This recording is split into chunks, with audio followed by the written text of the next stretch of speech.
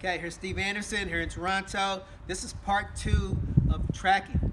We've done the tracking with the cone and the tennis ball. Now we're going to use the volleyball. So, tracking the volleyball, the important thing is, again, your hand position. The hands go up over top of your head. Now remember, in our first video, it's not in front of your face. If you're looking forward and you put your hands up, what's going to end up happening is your hands are really going to be in front of your face. And that's where you see people bring the ball down and push the ball up and end up getting called for a lift, especially if the ball comes lower than the level of your shoulders, your chin and your shoulders. You get called for a lift on the F5EB these days. So you want the ball to stay above your head. So you put your hands up on top of your head.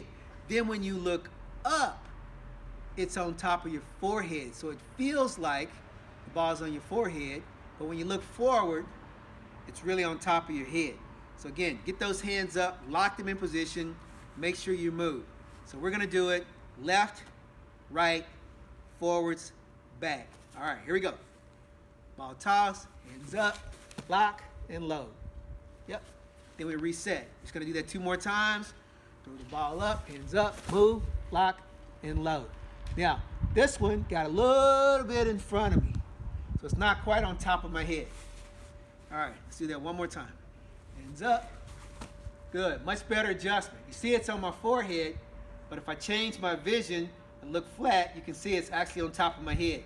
The reason why that's important is when the ball, and I'll just turn to the side here, when the ball is in front of your face, it doesn't quite line up with the rest of your body. See, the ball's on this plane, my shoulders, my hips, everything else back here. When it's on top of my head, like this, now everything's in alignment, and what ends up happening is my shoulders can actually fully release. Ends up being like this. When the ball's in front, if I push straight, gets to a place where my shoulders don't fully release, I end up pushing the ball out, then up. And that's where you see people who have that kind of dipsy-do sort of action in their setting. My son's laughing at me. Yes, I did say dipsy-do. The ball goes out, then up. That's a dipsy-do. All right, so we're going to do it 1 more time. Now, this is how you know if the ball's on top of your head. If you took your hands away, you should hit the ball off the top of your head like a soccer header, not in your face. So I'm going to throw the ball up, I'm going to put my hands up, then I'm going to let the ball land where it lands, and if I'm in the right position, I'll get a soccer header instead of a face full of ball. All right, here we go. Good, that's 1. Here we go. 2. Awesome. All right, last one.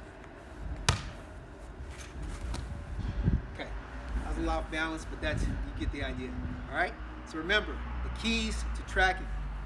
Get those hands up before you start committing to your movement. Lock them up. Make sure the hands are above your head, or your hands on top of your head, so your shoulders are free to fully release. And then let the ball be on top of your head so that when you take the ball, if you didn't take it well, it's going to be in your face. If you took it well, it's going to be on top of your head.